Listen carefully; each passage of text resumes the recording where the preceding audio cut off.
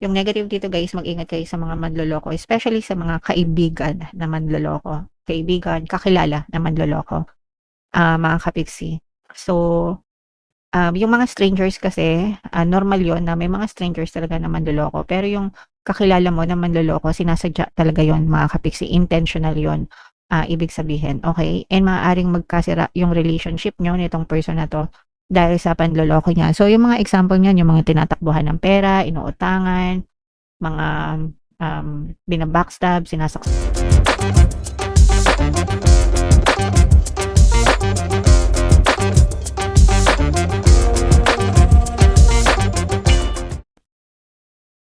Hello guys, hello Aquarius, welcome back to Pinoy Pixie Tarot. Ang pamagat ng episode natin for tonight is full moon kapalaran guys para ngayong August to September para sa Aquarius, Sun, Moon, Rising, Sign, and Venus. Yung ating full moon guys, ngayong August ay sa August 28. Tapos yung next na full moon naman natin ay sa September 26 mga kapiksi. So, ang reading na to ay para sa period na yan and ang pamagat ng ating full moon ay Sturgeon Moon mga kapiksi. So, ito yung ating moon message para sa inyo. Don't let your past hold you back. So, wag nating hayaan na yung ating mga past circumstances ay makaapekto sa ating present, guys. No? Sometimes kasi, or most of the time, guys, kaya tayo nai-stuck sa buhay dahil sa past natin. Yung mga hindi maka-move on, yung attach pa, ganyan.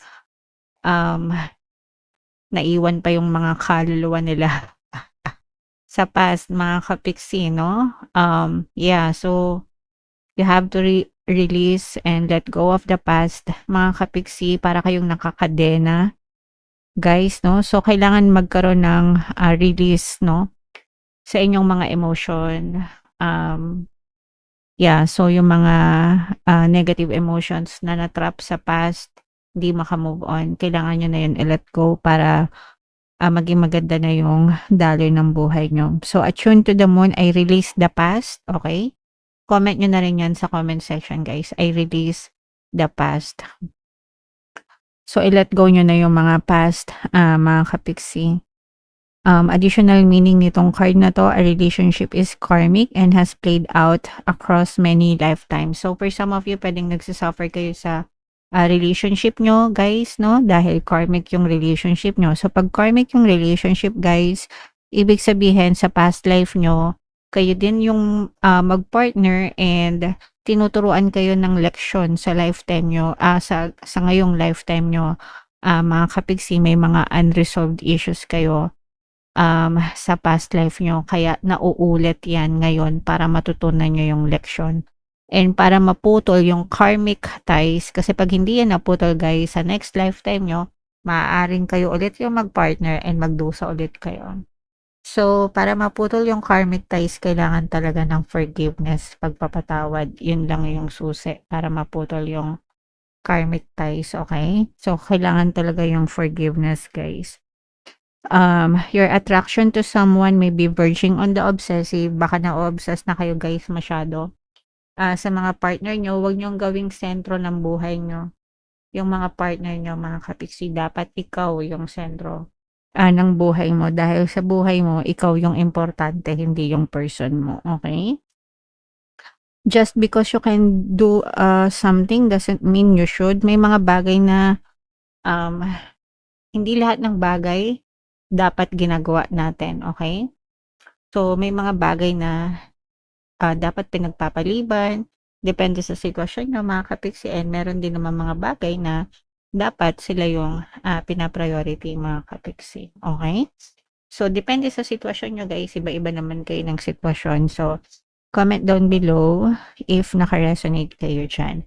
Ito naman ay sa love, guys, love message or love advice para sa inyo. Ayan, no, tumalon talaga siya. Balance, guys, no? There needs to be a healthy balance of physical, emotional, and spiritual intimacy for a relationship to be sustainable. So, ito, totoo naman yan, guys, diba? Dapat tamang balanse, physical, emotional, spiritual, at saka mental, guys, no? Dapat yan, sabay-sabay, pantay-pantay, merong balance, mga kapiksi, especially when it comes to matters of the heart, di ba? yung palagi nilang sinasabi na, emotional at saka logical 'no, puso at saka isip, kumbaga. So, dapat balanse, hindi puro puso, hindi puro isip, dapat balanse, sabay mga kapiksi, para magkaroon ng harmonious na relationship kayo ng person mo guys, okey? Alright. So, comment down below if naka-resonate kayo diyan sa mga, messages na 'yan, mga kapiksi. So, shuffle natin 'to, ito yung deck na gagamitin natin, hanapin natin yung energy ng Aquarius at saka yung energy ng Moon.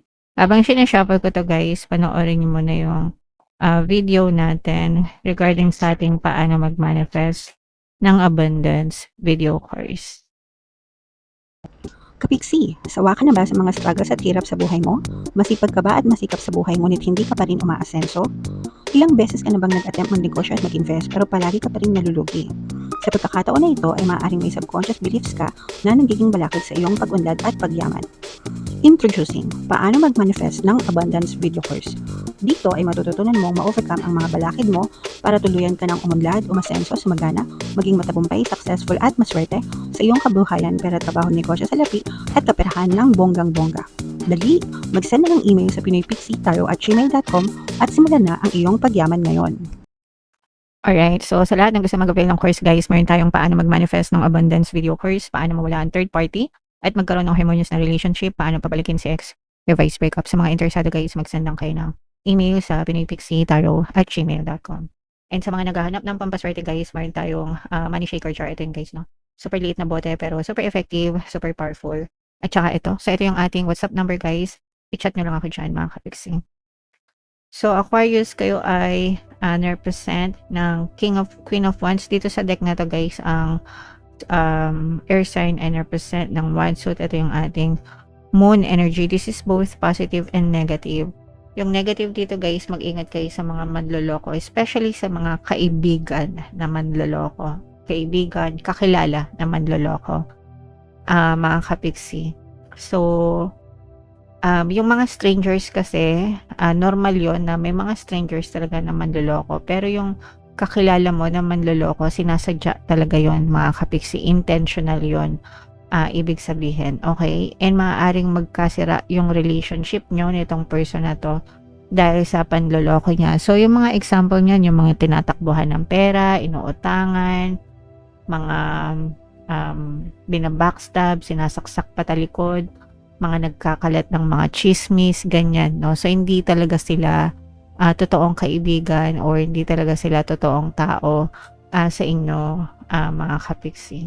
So, mag-ingat kayo sa mga taong pinagkakatiwalaan nyo, mga taong pinagkukwentuhan nyo, mga kapiksi. Sometimes, kwento-kwento lang, pero iba na pala, guys. Okay? So, mag-ingat kasi magkakasira talaga kayo, mga kapiksi. Alright? Okay. On the positive naman, eto guys, may chance na makarecover kayo, no? Actually, may bagong opportunity na maaaring dumating sa inyo. Meron kayong bagong pagkakaabalahan guys, no?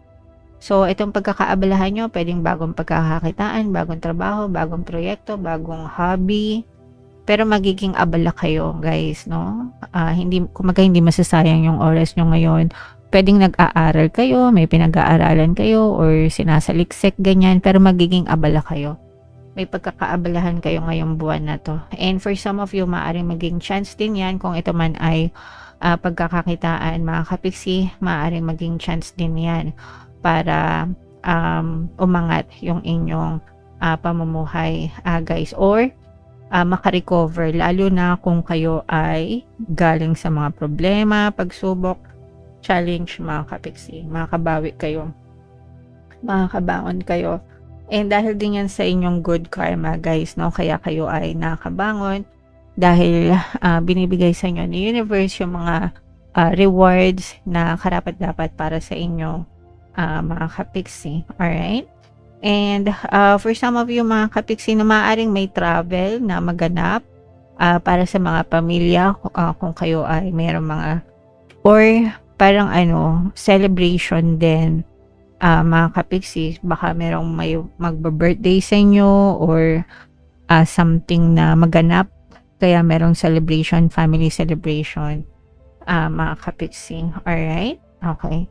So, yun yung mga nakikita natin para sa inyo, mga kapiksi. What else? Ayan. So, yung mga problema, guys, for some of you sa relationship, nakikita natin na nakikita nyo na or nakikilala nyo na, guys, yung mga divine match nyo. Ito, maganda ito. It's either twin flame or soulmate connection. Yun yung mga usual na divine match natin, mga kapiksi. But if you are single, ito mas magre-resonate ito sa mga single, guys. Kung single kayo and nagdadasal kayo na ipagkaloob sa inyo yung tamang person, divine match ang dadating sa inyo. So, it's either soulmate mo or twin flame mo. Parehas divine match siya, mga kapiksi. Ang pinagkaiba lang is yung soulmate, magkaibang soul kayo. You can have multiple soulmates in this lifetime, and pwede din yung soulmates maging romantic partner mo. But yung twin flame, isa lang yung twin flame natin sa buong lifetime natin, mga kapiksi. Because you and your twin flame are one. Yung souls nyo, iisa lang, no? But yeah, whether twin flame yan or soulmates, divine match yung dadating sa inyo pagdating sa love life nyo, mga kapiksi. Okay? And sabi ko nga, guys, yung iba sa inyo is makaka-recover kayo kasi matatapos yung mga pagsubok and challenge nyo. Gagaan yung mga bit-bit nyo, guys, no? And for some of you, guys, maaaring may chance din na makahanap or may mga dumating na mga solusyon sa inyo sa mga problema nyo, mga kapiksi. Okay?